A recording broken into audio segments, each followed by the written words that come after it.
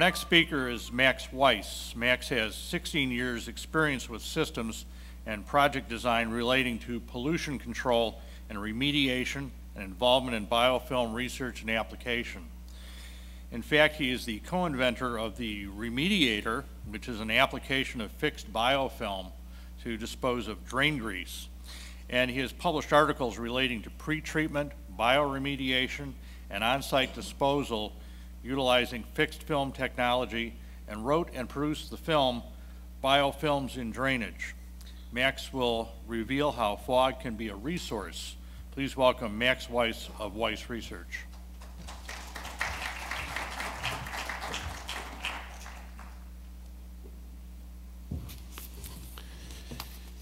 Thank you. I always find it amazing that somebody wants to sit in a room and listen to somebody talk about grease.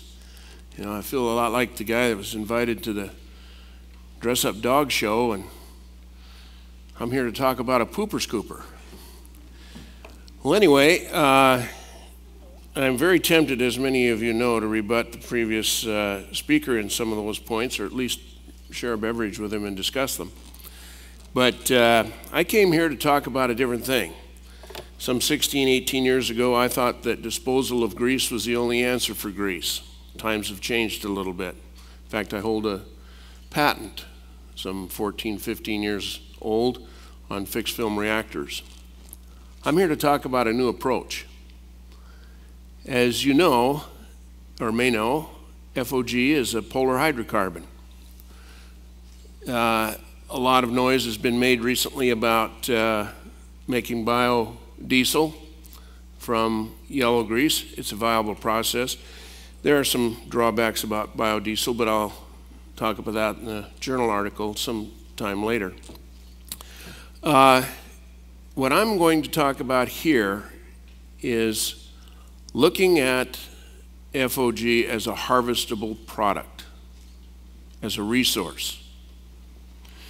And in order to do that, I'd like to look at it from 4 points: the vested costs in the current activity, public opinion regarding change, mainly, the opportunities presented by a different perception when looking at fog, and the methods to convert it into energy in a feasible fashion.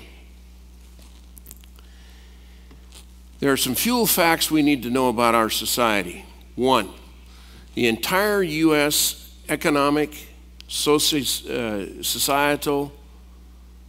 and architectural basis of existence is based upon plentiful transportation fuel. Spacing of our homes, our highway structure, air travel, all of that is based on cheap fuel. You're not going to change that perception quickly. We'll probably be out of fuel long before that perception changes. And the physical structure as a result of it will take even longer to change. Adaptation is always less resource intensive than change.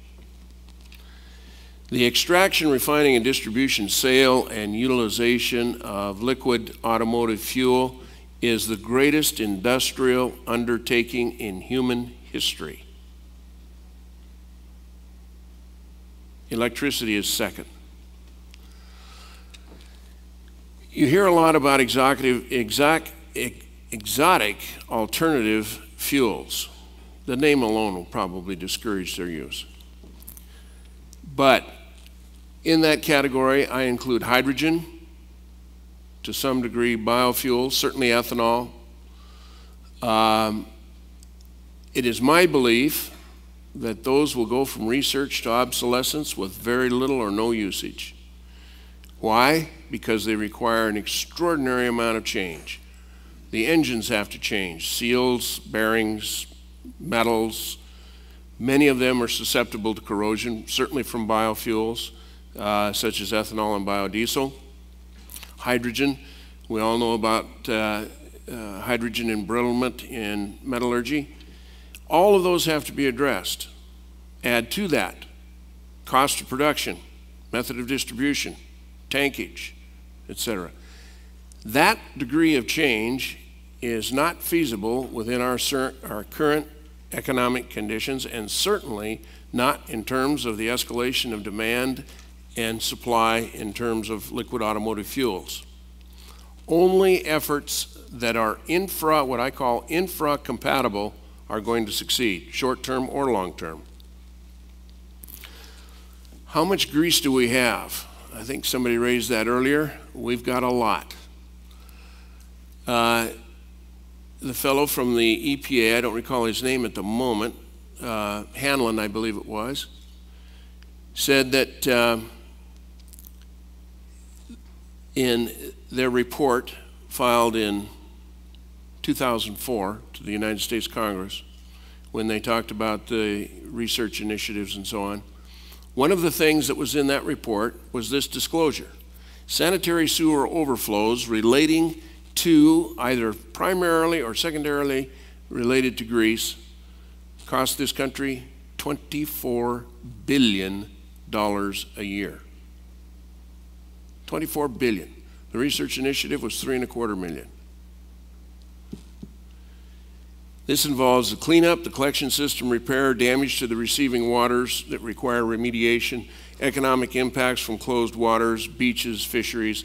Here in Southern California, they've had a rather treacherous example, long-term example of beach closures that resulted in EPA action that nearly bankrupted the city of Los Angeles.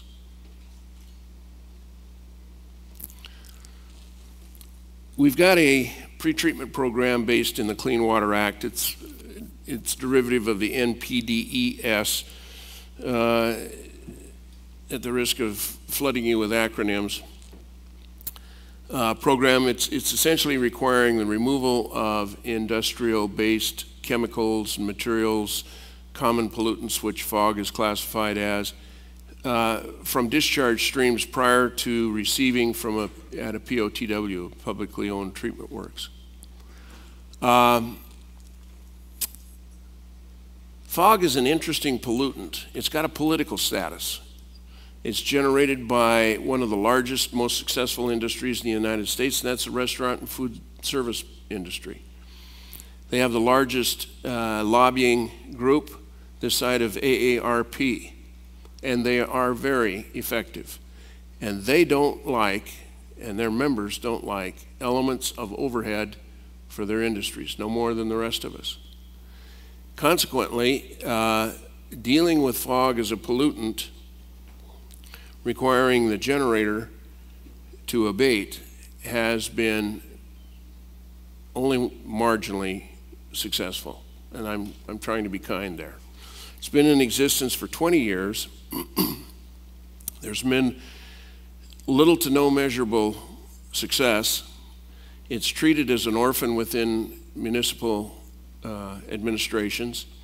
There's a question over who has jurisdiction, the plumbing inspector or the pretreatment coordinator. Largely that's decided in a budgetary process. But the fact is that it's just not working, or we wouldn't have $24 billion a year in grease-related sanitary sewer overflows.